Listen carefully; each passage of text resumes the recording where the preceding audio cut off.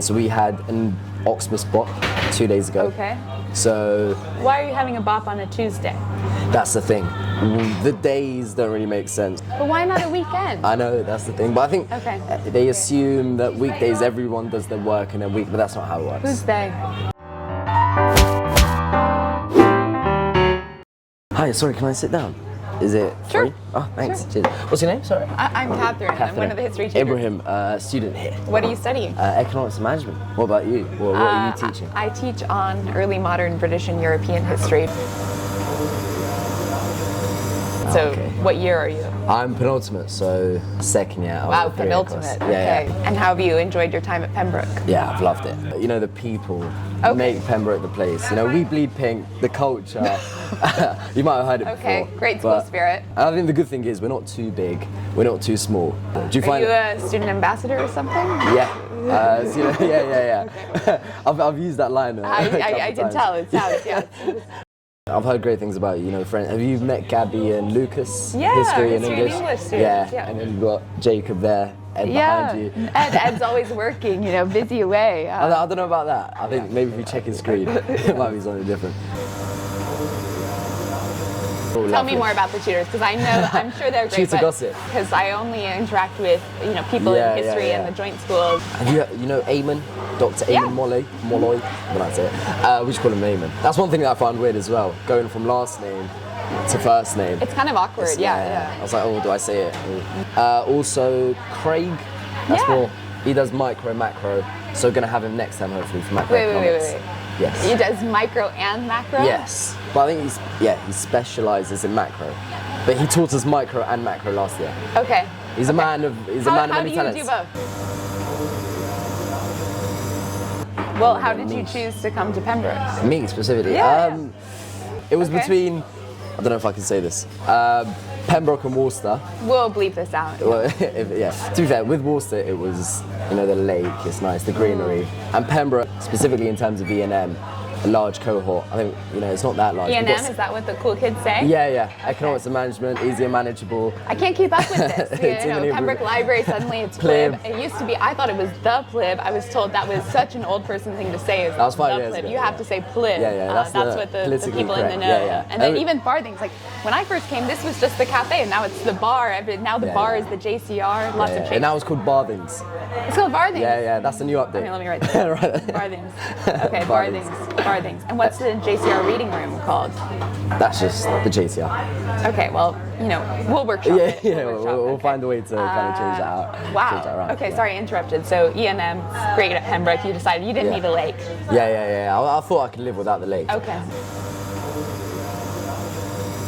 Have you got a specific area in history that you've been researching? Yeah, I'm really interested in the 16th and 17th centuries in the British Isles and across Europe, but specifically my doctorate was on the Tower of London as a prison, and I'm really interested in the history of violence and incarceration and torture. Have you read Gangster Granny? Have you heard of it? No, what's Gangster Granny? It's a book on a boy and his grandma go into the Tower of London. Really? She's an undercover gangster, and they go and steal the crown jewels. And is this something you read for your economics and management course? No. This was something I read in year 5. So what led you to study economics and management as opposed to history and economics? What went wrong for you? What went wrong? Good question. I loved history. I'd read all the encyclopedias, everything in primary school, through secondary as well. And then it came to GCSE choosing season, and I was like, I'm going to do triple science, so I couldn't do geography and history. This is where it all went wrong, but people in the year above, they were like, geography is a better way to go down. What? Your life will be easier. Okay. So that's when my life changed for the worse. Chose geography. But then you flipped a coin and said, actually, I'll study economics and management?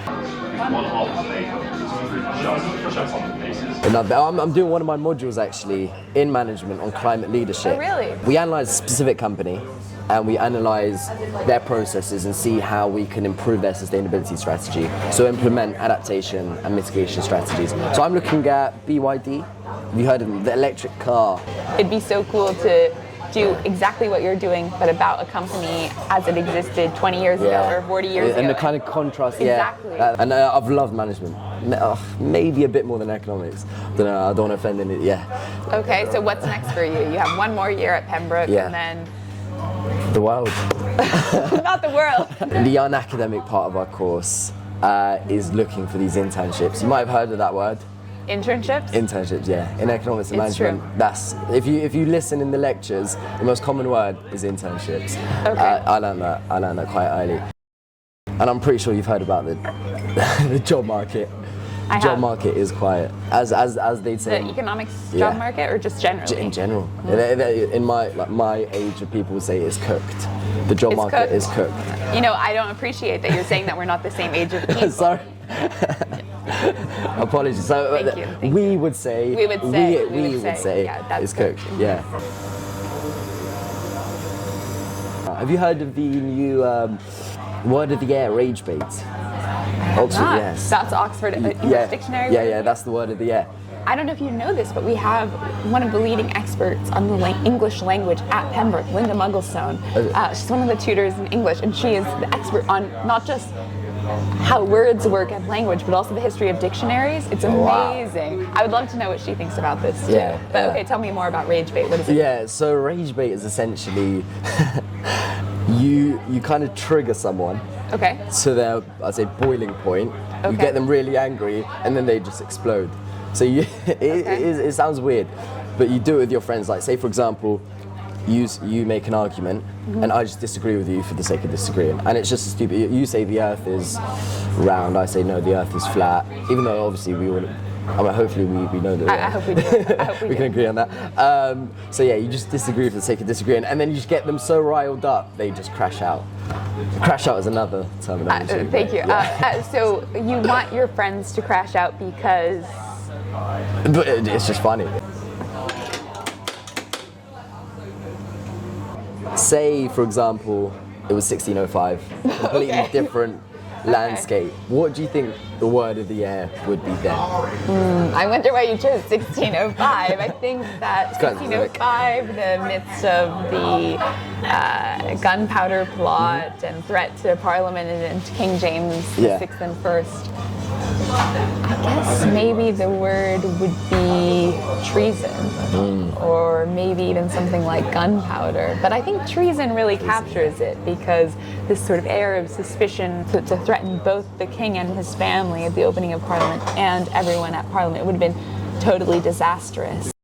A great fun fact about the reign of Elizabeth I is that when she sent people to the Tower of London, which is what I'm really interested in, Yeah. sometimes they were able to live there with their families, or to have servants living with them, or even in the next reign, James I's reign, Henry Percy, the 9th Earl of Northumberland, had his son live with him, and tutors were coming in and out to teach the son dancing and languages, and I think it's just amazing because it totally shatters our idea of what a Yeah. prison was or what a prison is. You hear a lot about the torture methods Do you? specifically. Where do you hear this? You know, hung, drawn, quartered. Our interest in dark history actually triumphs over historical fact, and I Yeah. think that's really curious. Like, the ways we remember, that's part of history too. Someone will be studying us, maybe not COVID. us, Yeah, yeah. but you know, our time. Maybe you. I don't think I'm. I don't know, I'm you not know, impo- see how that internship goes. And maybe you'll be in the Pembroke What? College archives and they'll be saying, oh yes,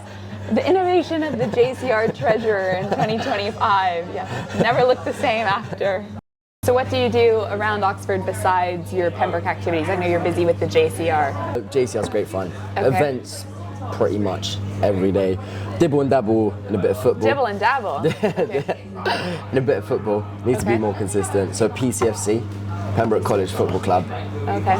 Moroccan Society. Oh, cool. Yeah. Originally Moroccan. My parents are ethnically Moroccan. So vice president of that.